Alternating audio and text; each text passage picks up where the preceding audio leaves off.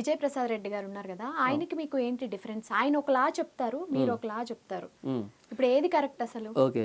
విజయ్ కానీ ఎక్కువగా ఆయనకే అట్రాక్ట్ అవుతారు అందరు. అవునమ్మా, అబద్ధానికి అట్రాక్షన్ ఎక్కువ ఉంటుంది. ఓకే. అబద్ధానికి ఎక్కువ మంది అట్రాక్ట్ అవుతారు. సత్యం నిక్కచ్చిగా ఉంటుంది, తిన్నగా ఉంటుంది, అది బెండ్ అవ్వదు, ఫ్లెక్సిబుల్గా ఉంటుంది. సత్యం ఎప్పుడు కూడా తిన్నగా ఉంటుంది. విజయ్ ప్రసాద్ రెడ్డికి నాకు తేడా ఏంటంటే, విజయ్ ప్రసాద్ రెడ్డిని క్రాంతి ఛానల్లో ఇంటర్వ్యూకి పిలిచాడు, కేఆర్ టీవీలో. అందులో ఆయన శ్రీరాముడికి జై కొట్టు అన్నట్టుగా నినాదం అన్నాడు, జై కొట్టు అని. ఈ వ్యక్తి పుసుకుమని జై కొట్టాడు. అదే వ్యక్తి నన్ను పిలిచాడు, నన్ను జై కొట్టమన్నాడు. నేను పొరపాటును కూడా పేరు కూడా ఉచ్చరించను, నేను జై కొట్టను అన్నాను. అది మా ఇద్దరికి తేడా. విజయ్ ప్రసాద్ రెడ్డి ఏంటంటే అందరి బంధువులాగా వ్యవహరిస్తాడు, అందరు కావాలి నాకు అని వ్యవహరిస్తాడు, అందరి చేత యాక్సెప్టెన్సీ కోరుకుంటాడు. నేనేంటంటే కేవలం ప్రభువైన యేసుక్రీస్తు. ఎందుకు ఇలా ఒంటెద్దు పోరాటం చేస్తున్నారు? ఏంటి మీరెందుకు? సత్యం ఎప్పుడు ఒంటరిదేనమ్మా. సత్యం ఎప్పుడు ఒంటరిదే, ఒంటరి పోరాటమే చేస్తుంది సత్యం. సత్యం అంటే ఆయన చదివిన బైబిల్ ఒకటే, మీరు చదివిన బైబిల్ ఒకటే. అవునమ్మా. మరి మీరెందుకు ఇలా, ఆయన ఎందుకు అలా?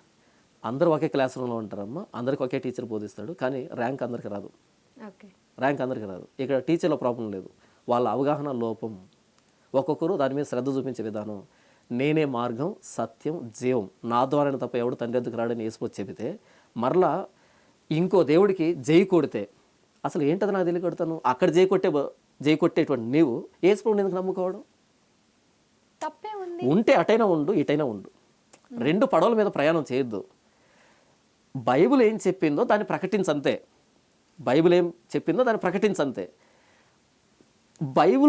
బైబిల్ పట్టుకొని బైబిల్ కాకుండా ఇంకొక వ్యక్తిని కూడా అభిమానిస్తాను, గౌరవిస్తాను, వాళ్ళకి చేయకూడతాను, వీళ్ళకి చేయకూడతాను, ఆ ప్రసాదం తింటాను, ఆ గుడికి వెళ్తానంటే అసలు ఏం చేస్తున్నావు నువ్వు? అంటే ఆయన నినాదం నా మతాన్ని ప్రేమిస్తాను, పరమతాన్ని గౌరవిస్తాను అనే నినాదం కూడా. నేను ఇప్పటివరకు ఏమైనా హైందవాన్ని దూషించాను? లేదు. హైందవాన్ని ఏమైనా దూషించాను? దూషించలేదు కదా. పరమతాన్ని అంటే వాళ్ళని మనం సహోదరంగా భావిస్తాం, కానీ వాళ్ళు విశ్వాసంలోనికి వెళ్ళి రాజీపడం. విశ్వాసాన్ని విషయానికి వస్తే రాజీపడం, కానీ సహోదరులుగా మన బ్రదర్స్ అండ్ సిస్టర్స్గా గౌరవిస్తాం. అందరూ కలిసే ఉన్నాం. నా స్నేహితులు కానీ, బంధువులు కానీ, మిగతా వ్యక్తులు అందరూ హైందవులే, అందరూ క్రిస్టియన్స్ ఏం కాదు కదా. వాళ్ళే దూషించం, కానీ భక్తి విషయానికి వచ్చినప్పుడు అక్కడ రాజీపడం. గుర్తుపెట్టుకోండి అమ్మా, వాడు పట్టుకున్న ధర్మాన్ని, వాడు పట్టుకున్న గ్రంథాన్ని ఎవడైతే గౌరవిస్తాడో వాడి వల్ల సమాజానికి ప్రయోజనం ఉంది. కానీ వాడు పట్టుకున్నది ఒకటి, చెప్పేది ఇంకొకటి అయిందనుకోండి, వాడి వల్ల సమాజానికి నష్టం. అటైనా ఉండాలి, ఇటైనా ఉండాలి, అటైనా ఉండాలి, ఇటైనా ఉండాలి. అది మా ఇద్దరి తేడా. ఏంటంటే అందరు కావాలి, అందరు నన్ను చూడాలి, అందరిలో నేను యాక్సెప్టెన్సీ కోరుకుంటున్నాను అనేటువంటి వ్యవహారం ఈ రెడ్డి గారిది. అసలు ఆ పేరు చూసారా, చివరిలో రెడ్డి అని ఉంది. నువ్వు యేసుప్రభుని నమ్ముకున్నావు, ఏదో క్రిస్టియన్ పేరు పెట్టుకోవచ్చు కదా, రెడ్ అని ఎందుకు పెట్టుకున్నావు? అంటే ఇప్పుడు మిగిలిన దేవుళ్ళని జై కొడితే యేసు ప్రభుని నమ్మకూడదు. మరి అంతే కదమ్మా. అంతేనా? మరి అంతే కదా. ఇప్పుడు మా నాన్నకు అపోజిషన్ ఇంకొకటి ఉన్నాడు. ఉదాహరణకి నేను ఒక ఎక్స్ పార్టీ పని చేస్తున్నాను, మీరు వై పార్టీకి ఉన్నారు.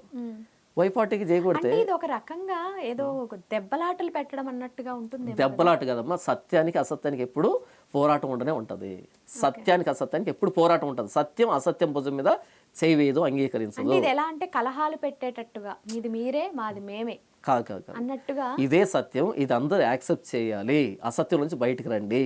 అంటే మిగిలిన దేవుళ్ళని మతాలని అసత్యం అన్నట్టుగానే చెప్తున్నారు. ఇందాక చెప్పను అంటూనే చెప్పకనే చెబుతున్నారు. నేనే మార్గం, సత్యం, జీవం అన్నప్పుడు, నేనే అన్నప్పుడు ఆయన కాకుండా ఇంకెవరు లేరు అని. ఆయన కాకుండా ఎవరు లేరంటే ఇంక మిగిలిన వాళ్ళు లేనట్టే కదా. ఇంకోటి, మీరు విగ్రహారాధన దూషణ ఎప్పుడు చేయలేదండి? ఎప్పుడు చేయలేదండి. విగ్రహారాధన ఎప్పుడు దూషణ చేయలేదు, అసలు నేను పట్టించుకున్నాను. ఓకే. అంటే మీరు ఇప్పుడు విగ్రహారాధన దూషించరు అంటే విగ్రహారాధనని చేసే వాళ్ళని దూషించినట్టే కదా. కాదమ్మా, విగ్రహారాధన అదేంటది? ఇప్పుడు అంతే కదా, విగ్రహారాధన వాళ్ళు చేస్తున్నారు, నేను దాన్ని దూషించను, నాకు సంబంధం లేదు. అంటే మీరు దూషించరు, కానీ మీరు వాళ్ళ లెక్కలోకి తీసుకోరు. అంటే ఒక రకంగా వాళ్ళకి సత్యం చెప్పే ప్రయత్నం చేస్తాను. ప్రభువైన యేసుక్రీస్తు దగ్గరికి రండి, ఈ విగ్రహాలను విడిచిపెట్టండి అని చెప్పే ప్రయత్నం చేస్తాను నా మట్టుకు నేను, అంతే దూషించను. అంటే ఏమంటారు, పొమ్మనక పొగబెట్టినట్టు, అంటే చెప్పనట్టు. చెప్పినట్టు కాదు, డైరెక్ట్ గా చెప్తాను. చెప్పినట్టు దాచిపెట్టేది ఏం లేదు. యేసు ప్రభువే మార్గం, సత్యం, జీవం, ఆయన తప్ప ఇంకో దేవుడు లేడు. డైరెక్ట్ గా చెప్తాను. ఇదే చెప్తున్నాను ఇప్పుడు నేను ఇప్పటిదాకా చెప్పేది ఇదే. ఆయన ఒక్కడే దేవుడు, ఇంకే దేవుడు లేడంటే మిగిలిన హైందవులు గాని, ముస్లిమ్స్ గాని, జైనులు గాని వాళ్ళ అభిమతాన్ని మీరు కించపరిచినట్టే కదా. కించపరిచినట్టు కాదు, నా మతాన్ని నేను చెప్పుకున్నట్టు. అది మీకు అనిపిస్తుంది. వినండి, నా ప్రభు అయిన యేసుక్రీస్తు అని నేను ప్రకటిస్తున్నాను.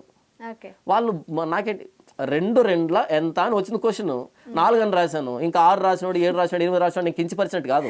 నాకు 4 అని తెలిసింది, నేను 4 అని రాశాను. ఇంకొకటి వచ్చి నేను 5 అని రాశాను, నేను 6 అని రాశాను, నన్ను కించపరిచామంటే నాకేంటి సంబంధం? నేను 4 అని నేర్చుకుని 4 అని రాశాను.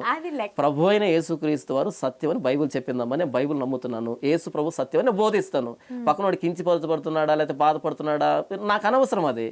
ఓకే, అంటే మీకోసం నేను అబద్ధం చెప్పమంటావా? యేసు ప్రభు దేవుడు కదా. సరే, మీరు ఇప్పుడు మీ వెర్షన్లోనే మీరు డెఫినెట్ గా చెప్తారు, ఇది వదిలేద్దాము. ఇంకొకటి అంటే ఇంకొక చాలా మందికి ఉన్న డౌట్, ఇది నాకున్నది కాదు. క్రిస్టియన్స్ ఎక్కువగా హిందువులనే మత మార్పిడి చేయించడానికి ట్రై చేస్తారు, ముస్లింల జోలికి వెళ్ళరు, వెళ్తే వాళ్ళు ఊరుకోరు అనేది ఒకటి ఉంది. ఇది నిజమేనా? కాదమ్మా, ప్రతి ప్రాంతంలో, ప్రతి దేశం, ప్రతి జనాంగం నుంచి క్రైస్తవులు ఉన్నారు. ముస్లిం పాస్టర్లు ఉన్నారమ్మా, ముస్లిం పాస్టర్లు ఉన్నారు. ప్రతి ప్రాంతం నుంచి, ప్రతి కులం కానీ, గోత్రం కానీ, ప్రతి దేశం కానీ, ప్రతి జనాంగం నుంచి ప్రభువైన యేసుక్రీస్తు అని నమ్ముకున్న వాళ్ళు ఉన్నారు. అయితే భారతదేశంలో మెజారిటీ హైందువులు, కాబట్టి వీళ్ళు కనపడతారు.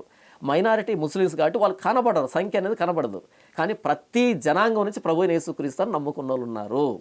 ఓకే, అంటే నేను అడిగిన క్వశ్చన్ వీళ్ళని కాకుండా వీళ్ళని కూడా ప్రయత్నం అయితే చేస్తారు. మా ఎదురుగా ఉన్నది ఒక డాక్టర్ తన దగ్గరకు వచ్చిన వ్యక్తిని పేషెంట్ లాగే చూస్తాడు. హిందూ, క్రిస్టియన్, ముస్లిం చూడ్డు ఏ డాక్టర్ కూడా. బైబిల్ పట్టుకున్నటువంటి పాస్టర్గా ప్రభువైన యేసుక్రీస్తును ప్రకటించేటువంటి సువార్థికుడు వ్యక్తుల్ని హిందూ, ముస్లిం, జైనులను చూడ్డు. అందరం పాపులమే.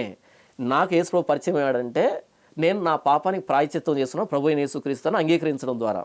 అయితే మిగిలిన వ్యక్తులు వీళ్ళ పాపాల నుంచి ప్రాయశ్చిత్తం పొందాలి అంటే నేను వాళ్ళకు ప్రభువైన యేసుక్రీస్తును ప్రకటించాలనే ధోరణితోనే ఉంటాడు. వాళ్ళు ఎవరని చూడడం. అయితే ఎక్కువ శాతం మంది హైందువులు ఉన్నారు కాబట్టి వాళ్ళు అంగీకరిస్తారు, నంబర్ కనపడుతుంది.